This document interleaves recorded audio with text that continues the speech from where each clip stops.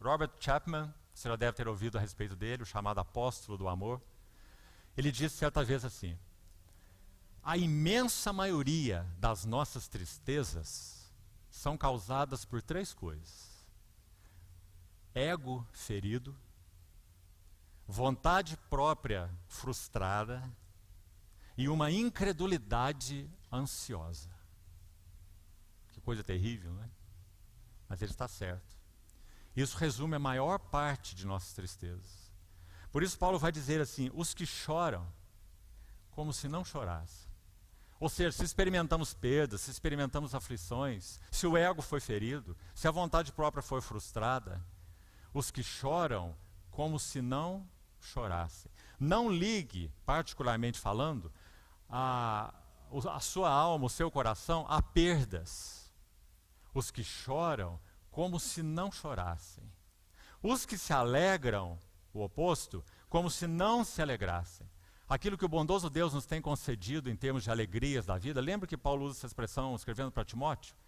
Exorta aos ricos do presente século que não sejam orgulhosos, nem depositem sua esperança na instabilidade da riqueza, mas em Deus, que tudo nos proporciona para o nosso aprazimento.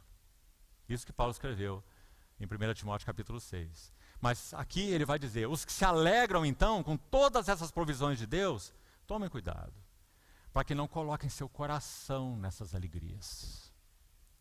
Porque elas não são alvo, não são finais, são temporárias, passageiras. E algumas delas são tão rápidas, tão pequenas.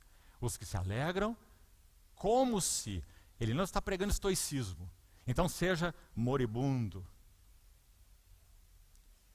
Não.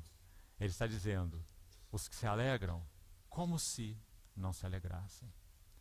Ao final do texto ele vai deixar bem claro por quê. Vamos continuar. Os que compram como se nada possuíssem.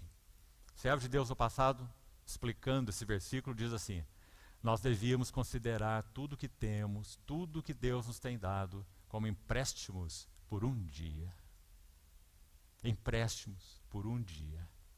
Então os que compram como se nada possuíssem. Mas o sentido exato dessa frase, se você examinar, nós podíamos ilustrar assim: segure cada uma das coisas que o Senhor te tem dado. Sua esposa, seu marido, seus filhos, os irmãos, os bens. Segure com mão leve. Segure com mão leve. Não seja um agarrador como Jacó. Os que compram como se nada possuíssem. Os que se utilizam do mundo como se dele não utilizassem. E agora então a frase que fecha esse texto tão lindo, que mostra a perspectiva celestial de Paulo, ele se encerra com essa frase: porque a aparência deste mundo passa. Esse é o motivo. Aparência, esquema, é a ideia original aí. Configuração. O esquema desse mundo, a aparência deste mundo passa. Então isso é perspectiva celestial, meus amados irmãos. Vamos um pouco mais. Abra, por favor, em Hebreus capítulo 11. Você sabe que a Epístola aos Hebreus tem como tema a jornada da fé. A Epístola aos Hebreus é tão rica que há pelo menos 4 óticas para você abordar essa epístola de maneira profundamente instrutiva. A ótica das 5 exortações.